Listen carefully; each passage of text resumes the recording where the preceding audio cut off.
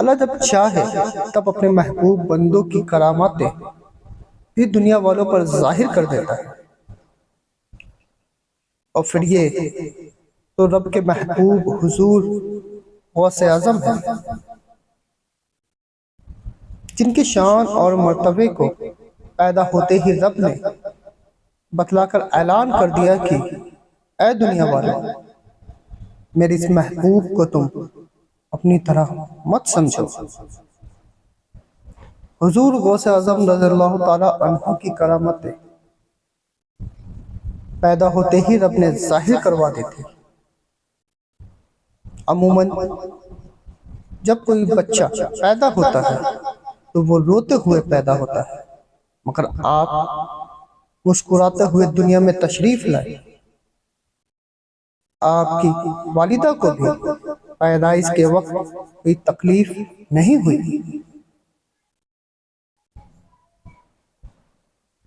आपकी शक्ल मुबारक इतनी बारात थी कि कोई शख्स आपको मोहब्बत से देख सकता था, लेकिन किसी और इरादे से देर तक नहीं देख सकता था। अल्लाह ने आपको मज़हर जमाल मुस्तफ़ाई बनाकर भेजा था, लिहाजा आप बेहद खूबसूरत थे। बचपन में कुछ ऐसी बातें जाहिर हुई जो अक्ल को हैरान कर देती थी। आपको दूध पिलाने वाली दाई माँ फरमाती है, उन्होंने कई बार देखा कि आप उसकी गोद में होते थे। आप आसमान की तरफ देखकर खुश होते थे, कभी चांद सितारों को देखते थे, कभी सूरज को। लगता था मानो आप किसी से बातें कर रहे हैं। कभी कभी आप गोद से अचानक ही उछल जाते थे, लेकिन जमीन पर नहीं आते थे। आप आसमान में परवाज करने लगते थे। कभी चांद सितारों के करीब नजर आते, कभी सूरज के करीब आपका अक्स दिखाई देता। ये देखकर दाई माँ घबरा उठती थी, मगर अगले ही पल आप गोद में मुस्कुराते हुए नजर आते। ये माजरा देखकर दाई माँ कुछ समझ नहीं पाती थी। उन्हें लगता था कि यह हकीकत था या नजरों का धोखा।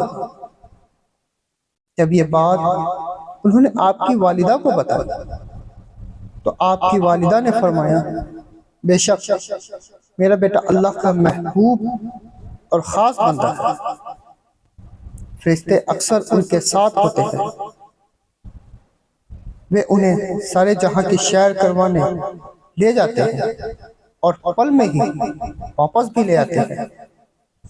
लिहाजा तुम फिक्र मत करो।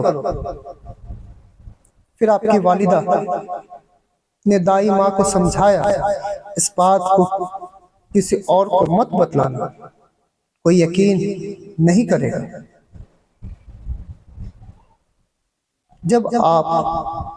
जब आपने चलना शुरू किया तो वालिदा ने देखा कि आप दूसरे बच्चों की तरह कभी लड़खड़ाए नहीं, कभी गिरे भी नहीं। आप इस साल से चलते थे कि लोग आपको देखते रह जाते। आपके ज़हन और इल्म का ये आलम था। दुनिया में तशरीफ लाने से पहले ही माँ के पेट में रहकर कुरान के 18 पारे आपने हिफ्ज़ यानी याद कर लिए थे। आप जब आप कुछ और बड़े हुए तो आपको मदरसे में दाखिल कराने के लिए ले जाया गया। उस्ताद ने जब आपको देखा तो बेहद खुश हुए। आपके रमजान के रोजे रखने वाली करामत मशहूर हो गई थी। सभी लोग आपको जानने लगे थे। उस्ताद ने खुश होकर आपसे पूछा, बेटा क्या तुम्हें कुरान की कोई आयत याद है? तुमने घर में कुछ सीखा है? आपने जवाब में गर्दन हिलाकर जी कहा। उस्ताद ने कहा, तो ठीक है बेटा, जो कुछ भी आपको आता है पहले उसे सुनाओ। फिर आपके उस्ताद ने सुनने के लिए अपनी आंखें बंद कर ली। आपने कुरान शरीफ बिस्मिल्लाहिर्रहमानिर्रहीम से शुरू किया। इत्मीनान से पढ़ते हुए पूरा पारा खत्म कर दिया। उस्ताद ताज्जुब से इस बच्चे को देखते रहे। आपकी आवाज इतनी मीठी थी, उस्ताद चाहते थे कि आप रुके नहीं, पढ़ते ही रहे। आप पहला पारा पढ़कर रुके नहीं, आपने एक एक कर पूरे 18 पारे उस्ताद को सुना दिए। उस्ताद के तो होशो हवास गुम हो चुके थे।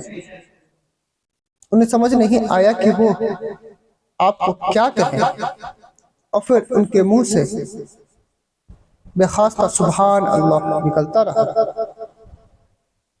आपके उस्ताद ने आपसे पूछा, अब बेटे अब्दुल कादिर, ये तो बतलाओ, ये सब तुमने कब सीखा? तुम्हें आखिर ये किसने सिखाया?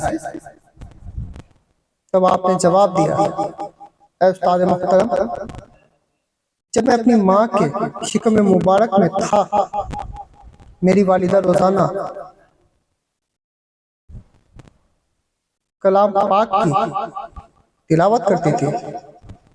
मेरी माँ को 18 पारे हिफ्ज़ थे, जिसे मैंने भी हमेशा सुना था। इस तरह सुनकर मैंने 18 पारे हिफ्ज़ कर लिए। सुभान अल्लाह। माँ के पेट में ना सिर्फ आपने सुनकर 18 पारे हिफ्ज़ किए, बल्कि हिफ्ज़ हो जाने के बाद इसे रोजाना पढ़ा भी करते थे। सुभान अल्लाह।